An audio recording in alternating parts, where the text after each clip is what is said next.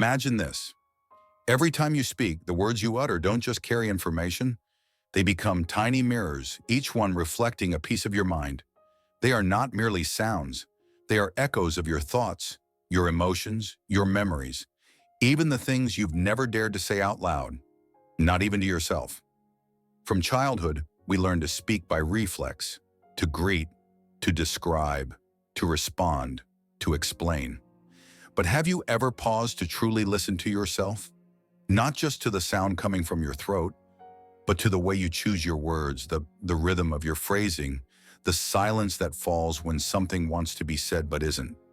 Language is indeed a bridge to the world.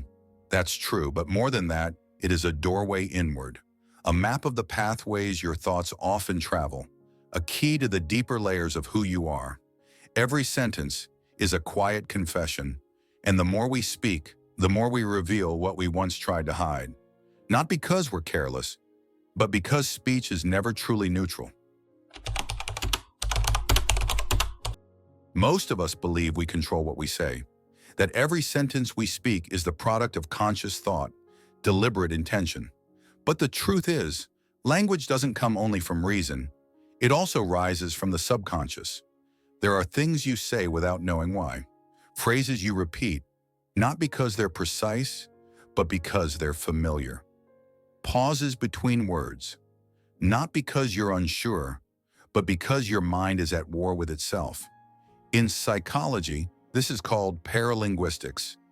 The elements outside of the literal words, tone, pace, emphasis, pitch, all subtle clues revealing how you feel as you speak.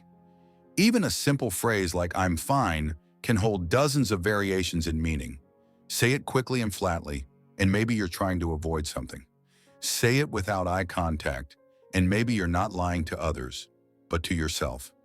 Let your voice trail off at the end, and it could be a sign of an exhaustion you haven't named aloud in years. Even those accidental slips, what we casually call misspeaking, can be worth noticing.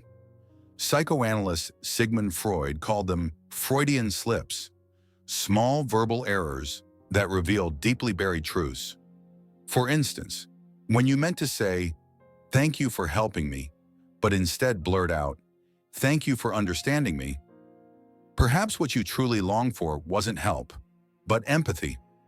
Often the things you never meant to say are the most honest of all, because language, like a calm surface, always carries an unseen current below. We often think of language as a tool for communication, for persuasion, for storytelling.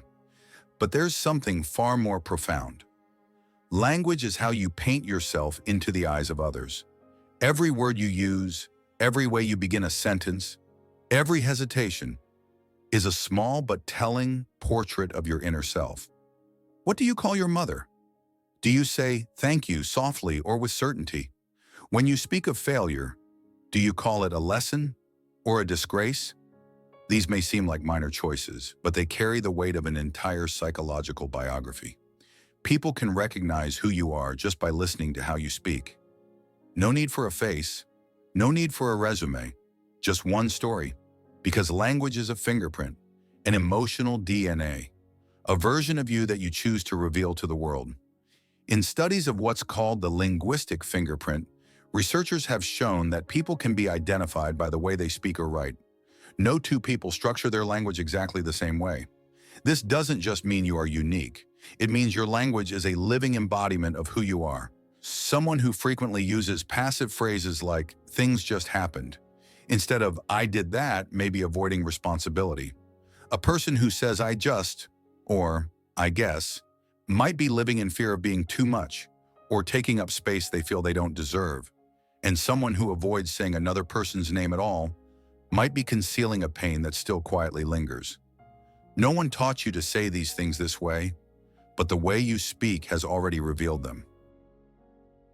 We are so used to using language outwardly, to express, to explain, to defend. But we rarely remember that language is also a path inward.